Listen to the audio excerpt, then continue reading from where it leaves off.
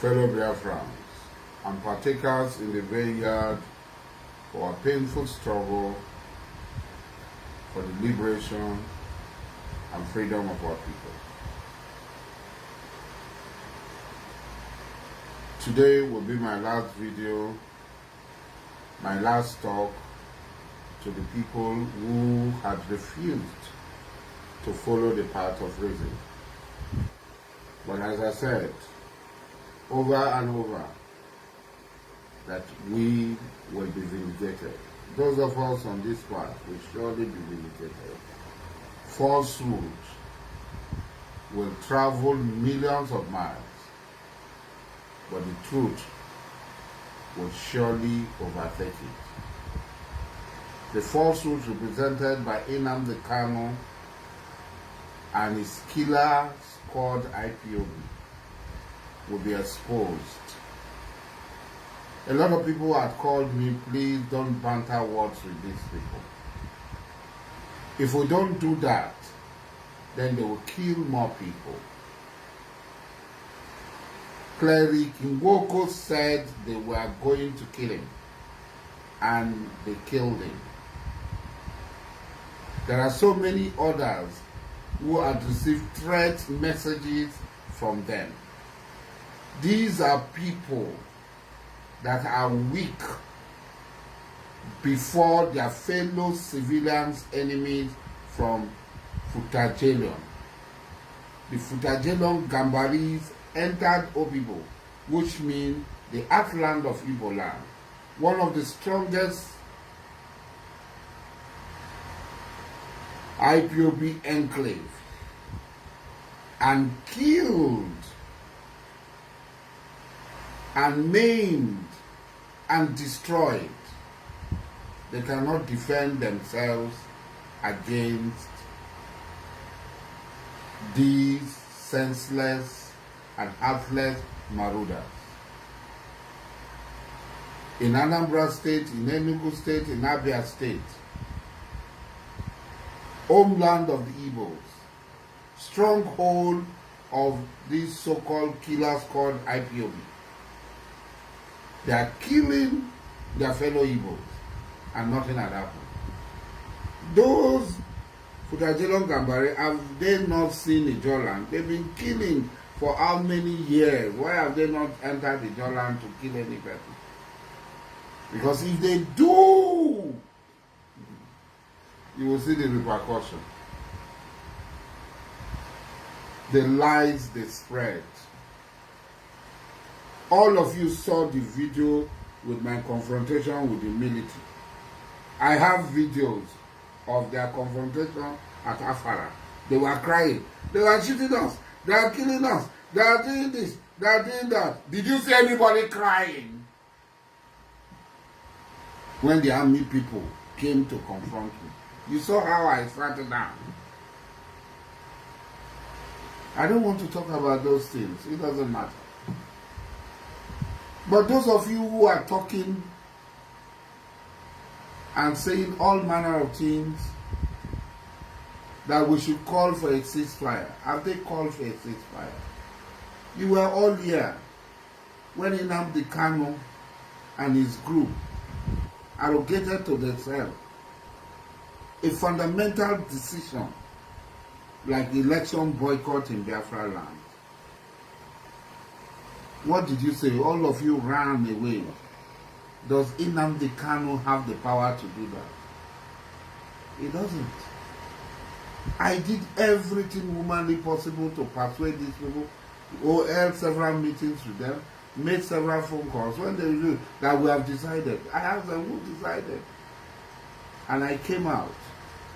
What has Am Edi Abali brought? He has made a lot of noise. Appreciated. His noise had put Biafra on the front burner. Appreciated. But does that give him the right to kill our people?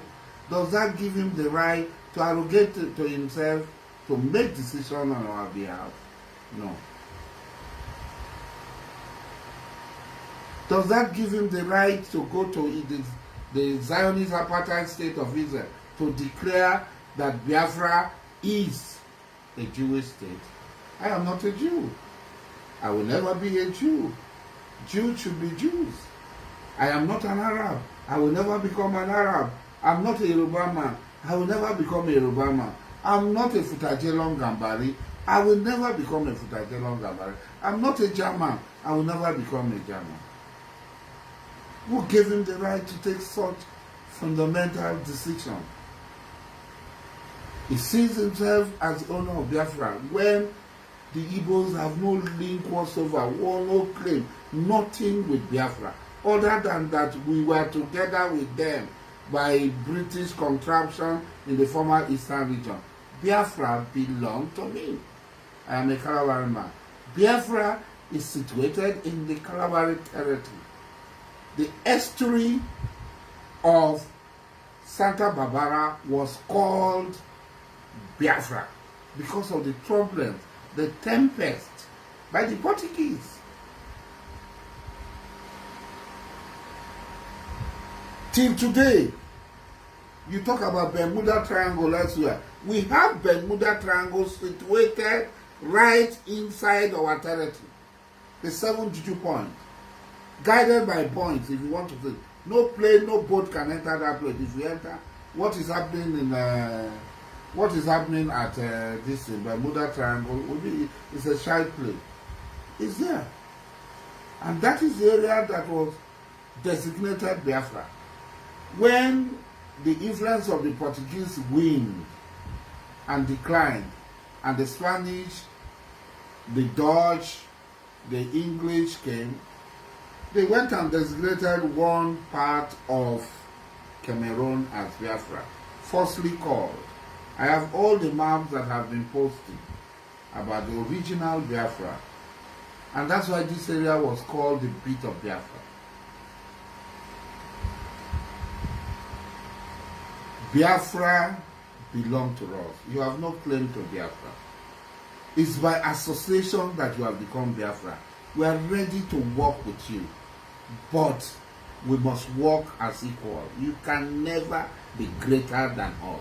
You can never, as Kalawai people say, you cannot jump into the boat and share the fish. We will not allow you.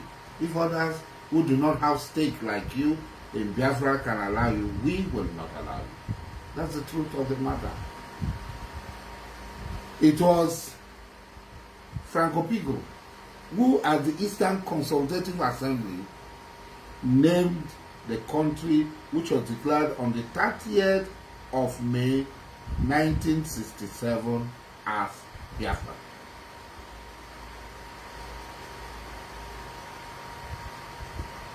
So you have no claim whatsoever to Biafra. The Biafra that I envisioned, and most of the people with me envision, is a Biafra where every Biafran will be equal. It's a Biafran where every Biafran can profess his or her faith. It's a Biafran where every Biafran will have full fulfillment of his or her aspiration. It's a Biafran where there will be good governance, where the dividends of good governance will be seen by all, will be felt by all, will be shared by all. Not somebody arrogating to himself a position that does not belong to him. You claim that I am a citizen of Benin Republic. Is being a citizen of Benin Republic not better than a British citizen? It is Britain that brought this calamity on us, that brought this Futajelon, uncircumcised Gambaris, and to lord over us. You are proud to carry a British passport. But you people are talking of somebody who you claim is talking of me, that you claim I am a Benin citizen. I'm not a citizen of Benin. I own properties in Benin. I have the chance to take up citizenship. I have not. I've never even taken residency in Benin. I only go there, the window opened by my ECOWAS status, I only go there, which allow me to stay for 90 days. Any investigative journalist can cross-check that in the Foreign Affairs Ministry or any agency or department that deals with naturalized citizens. Go and check it out. I have houses in Cyprus and other places. I have a window to acquire, but I have refused. You talk about 10 million US dollars a year. It's very open. Go to the NNPC and find out whether I had ever been given 10 million US dollars at any time by NNPC. There's Freedom of Information Act signed by our brother Goodluck. Go and find out. Any investigative journalist can do that. I challenge you to go and do it. Compel NNPC to publish how much was given to me and where and how.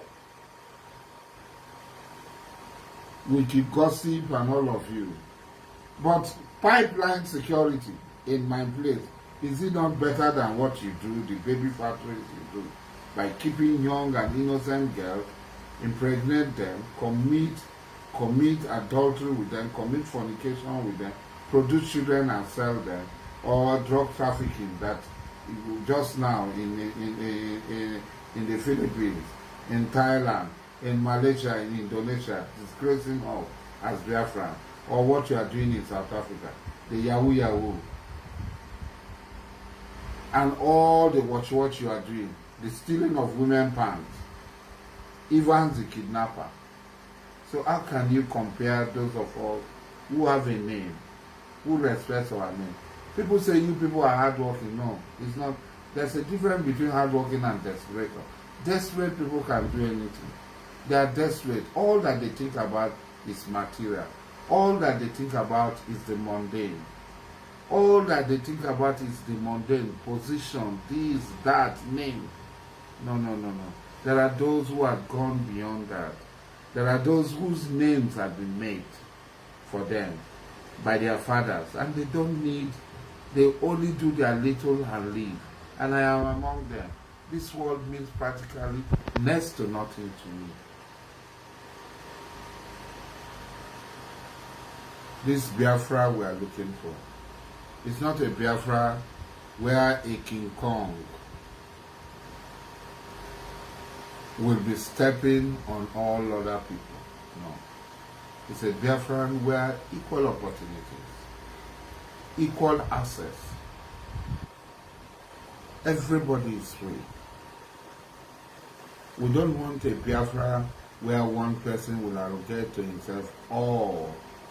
Is the Alpha and Omega, is the beginning and the end, is the be all. No, it's not possible. If others will accept, your people will not accept it. If you don't want to associate with us, with our Biafra, I am not going to leave Biafra for you. I own it. If you don't want, look for another name in Igbo land and call your country and just go. Don't come and mess around with our Biafra. If you need us and we need you, we'll work together. But if you want to come and say, we should come and join me for what? Who are you? How can we join you? We can never join you. You are the one who has come to join us. We will only receive you when you are ready to behave like civilized people. For now, you are behaving like animals.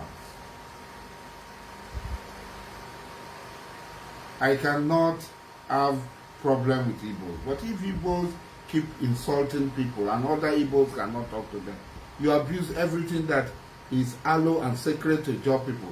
You abuse Isaac Adakaboro and you want us to keep quiet. Isaac Adakaboro was a betrayer. Betray who? How can a German betray you? You, what? On what basis? Betray you that you are who? The question is that betray you that you are who? You want to lord over a job people. Job people say, we will not allow you lord over us. My family made painful sacrifices for Biafra. Come to Calabar and ask our contribution, our pain for Biafra. You run your mouth. Did your parents make such sacrifices for Biafra? Did your family make such sacrifices for Biafra? We did. It's there. Come and ask. I took our Zuke to my uncle's house, which was destroyed from Biafra time, King Frederick Princely, who abdicated the Calabar throne because of Biafra. My father who served in the Biafran army. Late Honorable Justice Melford Udell. My great ancestor, Nabobuari, Braid Harry, was originally an urban man from Abom. His family migrated first to Obosi. From Obosi, they came to Calabar and he was acquired by King Amaki. He became one of the greatest. By 1780, he has established his work in one of the first. He became the richest man of his time. Pre-Amikelema. The Abalaburu, Edi Abali. I am Edi Abali.